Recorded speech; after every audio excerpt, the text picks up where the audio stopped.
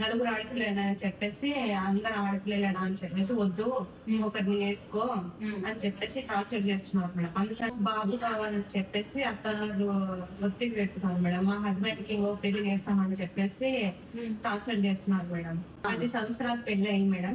10 సంవత్సరాల నుంచి బయటే ఉన్నాం మేడం. ఆడపిల్లలు అని చెప్పేసి మమ్మల్ని రానివ్వడం లేదు. ఆస్తి కూడా ఆడపిల్లలు అన్నావు నీకు ఎందుకు ఇవ్వాలని చెప్పేసి ఇవ్వడం లేదు మేడం. మా సొంతంగా మేము పని చేసుకుంటే 4 ఆడపిల్లలు. సో ఎంత ఘోరం అంటే 10 years నుంచి వాళ్ళని ఇంట్లోకి రానివ్వట్లేదట. వాళ్ళ అత్త సైడ్ ఫ్యామిలీ వాళ్ళు ఇంట్లోకి రానివ్వట్లేదు అని చెప్పి కేవలం వాళ్ళు వీళ్ళు చేసే టార్చర్ గురించే మళ్ళీ పిల్లల కోసం ఉన్నారు. చక్కటి 4 పిల్లలు ఉన్నారు ఆడపిల్లలు. అయినా సరే ఇక ఇంట్లోకి రానివ్వట్లేదండి. అంటే అbu పాప ఇట్లాంటిది ఒకళ్ళ చేతిలో డిసైడ్ అయ్యేది కాదండి. మెయిన్ గా అంటే హస్బెండ్ యొక్క ఆ టైంలో ఎటువంటి స్పర్మ్ కలుస్తుందో దాన్ని బట్టే ఆడపిల్లనా మగపిల్లనా అనేది డిసైడ్ అవుతుంది.